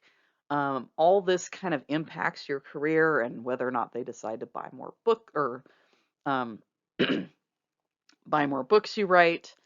It is very much focused on how the book does at launch, not how it does a year from now, 2 years from now. They put all this money into the launch. Because of this, you're told when you're querying books, um, if it's part of a series, it needs to be written like a standalone, and then you mark it as a standalone with series potential. They don't want to invest in a new author right out of the gate with like a trilogy or something. They want one book because if that one book doesn't do well, then hey, we're not going to fund the rest of the books. Um, it is very much focused still on print sales, which is weird um, because there's no overhead with ebooks. Anyway, their focus, and many of the companies still do this, they print a bunch of hardbacks. The book comes out in hardback first. You have to wait a year before you can get a paperback. And then they're now releasing the ebook a little earlier. Before it used to be like you had to wait. You had to get stuff in paper first and you couldn't even get stuff on ebook right away. They finally started shifting over to have ebooks, but they're charging like more for the ebook than they would for the print book because they're trying to get people to buy print. It's weird. And they're very, again, slow to adapt. Look at the pandemic. They were having paper shortages, bookstores were closing, and traditional publishing was like, because they couldn't get their books into stores and to customers. Um, there's also a really long lag time to publication. It can take 2 years. I'm told it moves at a glacial pace until it doesn't. So it's very, very slow and then very, very fast when they do the launch. but it can take like 2 years for a book to actually go from being picked up to being actually published. Um, One thing I forgot to mention on the last slide, one of the issues with traditional publishing is usually you're assigned an editor. If that editor leaves the company, you're known as what you're called, it's known as orphaned. Basically, your book just sits in limbo and nobody works on it. Um, because unless that editor is working on it, it won't necessarily get published. Anyway, it's weird. With indie self-pub, it is all about the backlist. So you write books and you basically promote your backlist, especially if you have a series. Um, Series are strong, so what you typically do is you write your series, especially long series do well indie. Um, and then once you have more books out, you start discounting the first books, potentially even making it free. People get hooked on the first book, and then you make back your money when they read through the entire series. So indie self-pub works. It focuses very much on ebooks and series, and it's all about the backlist because it doesn't matter when someone finds your writing. If someone finds a book by you that they like, they may go and see what else you have out there, and then they might buy your whole catalog. So you're constantly promoting your old works, um, and the whole point is to build a large catalog and then make an income from all these books you've written. Indie can adapt faster because publishing is as fast as you want it to be. There are some really fast people out there. I'm not one of them. I'm more like trad. I'm like a book a year. But there are indie people who put out a book a month. You know, they just write fast. So this is another reason why someone might want to go indie. Um, I've heard from authors who, they started in trad, say they were like a romance author, and they wrote a book and they sold it. And then they wrote another book and they tried to sell it. And they're like, well, we already have one of your books. We're only releasing one a year. And meanwhile, this author who writes fast has like 4 other books that they want to release. But because traditional only does so many books at a time, they don't want to buy those other books. And the author has to wait, or they can publish them themselves. So if you're writing faster than a book a year, which many authors can do, indie is probably the way to go. There is another type of publishing called hybrid, where you know, basically different publishing companies hold different rights. So you might say, I have the rights, I keep the rights to the ebook, but I'm going to sell my print book rights to traditional publishers, and then I'm going to sell my audiobook rights to another person. That is not common. It is more common for, I would say, big name authors. Um, and then there's unique stuff like what Brandon Sanderson is doing because again, because he's a fast writer, so he has his own publishing company now, Dragonsteel, and he can put out books on his own, like the 4 secret books that he wrote during the pandemic. He's publishing those himself. All right, going traditional means waiting. Again, you have to query agents. This can take years. Um, if you're on Twitter, it's so depressing as an indie on Twitter because there's so many people that are querying all the time, and it's like they're hanging all their hopes and dreams on this one book and whether or not they get a yes from a agent. Agents get thousands of queries, um, thousands. So it's hard. You have to keep trying until you find the right agent. And it can take a really long time.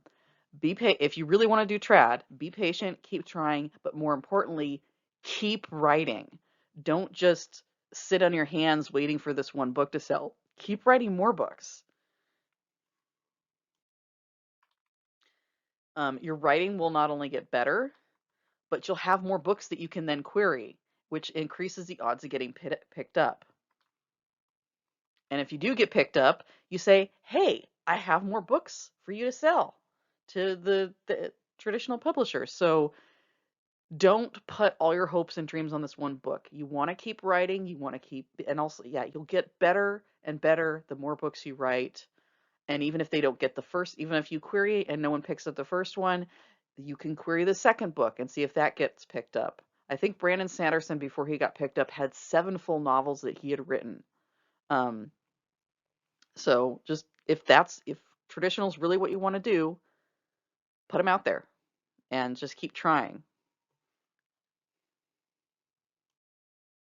Now, indie means you are the publisher, which means you wear all the hats. You do all the jobs. Um, it is a business. You have to treat it like a business. If you treat it like a hobby, you're not going to make money. And a lot of people treat it like a hobby. You have to keep ROI in mind, which is return on investment.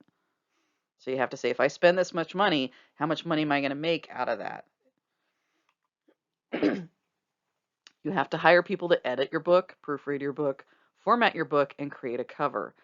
There are ways to cut costs here, um, but it really depends. Like formatting, I can format my own books. It's easy. I have the software to do it. It takes like 15 minutes. Um, so, but editing for sure, that's probably going to be your biggest cost.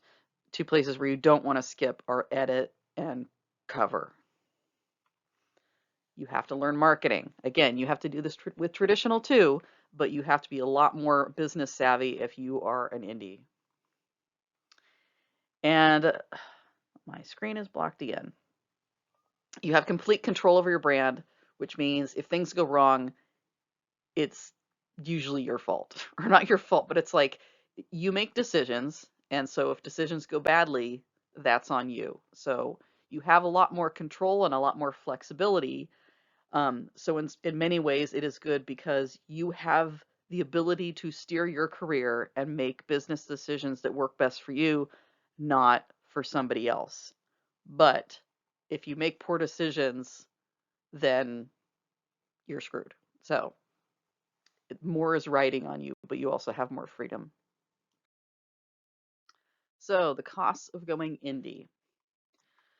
Now, these are standard prices. A lot of people pay less. Doesn't mean it's a good thing, but you can pay less, but you got to keep in mind you get what you paid for. Um,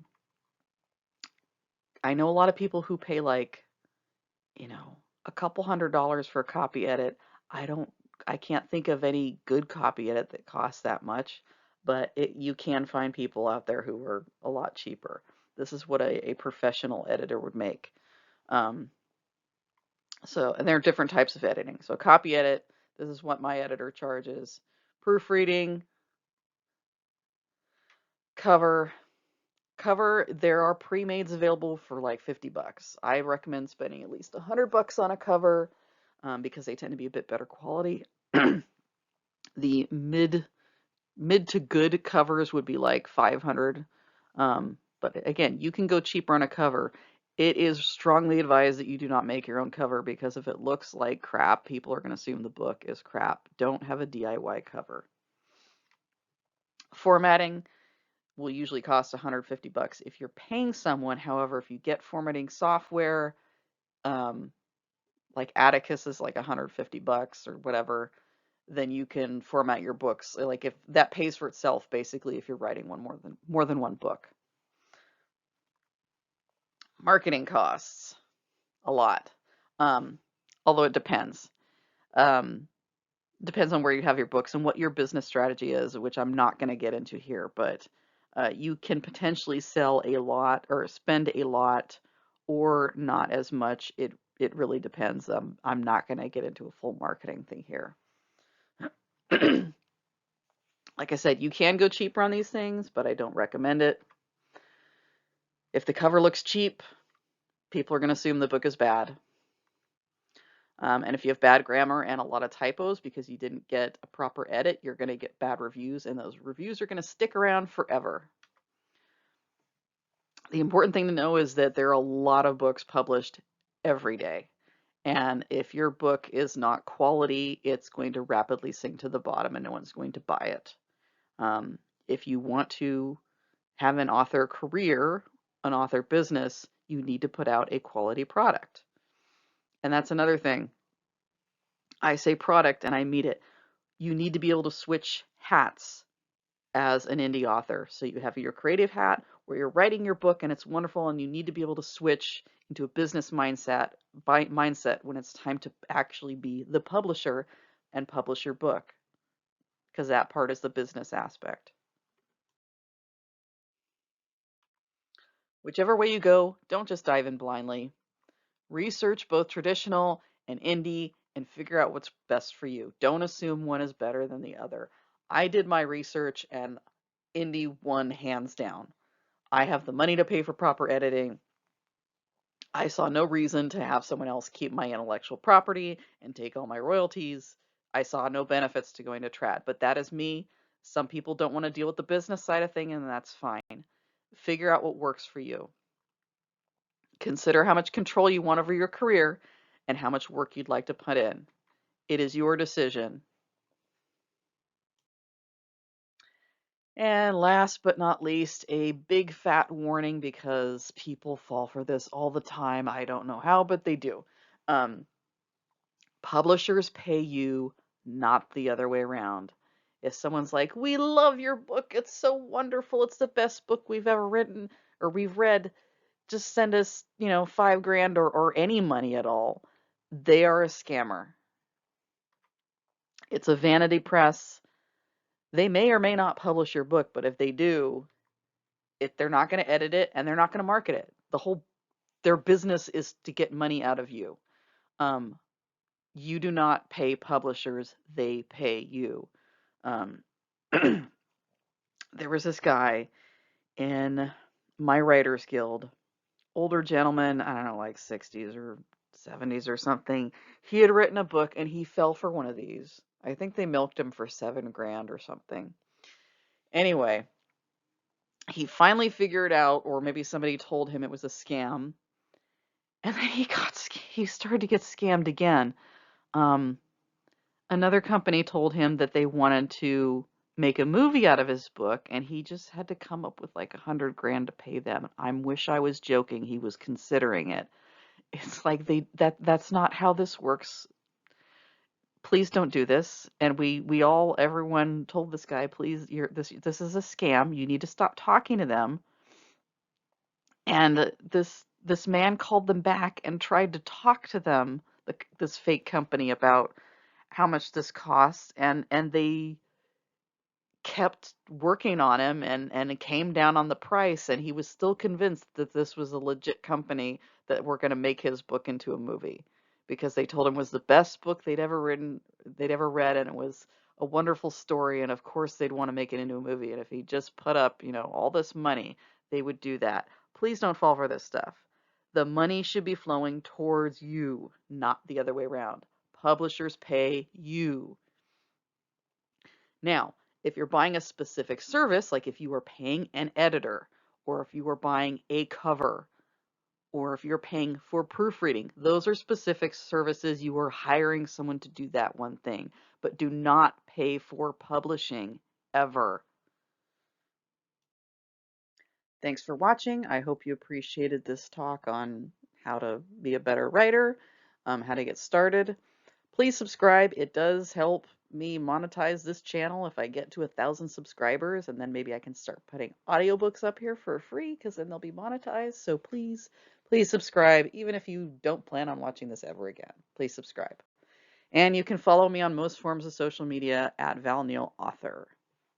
Thanks, and have a good day.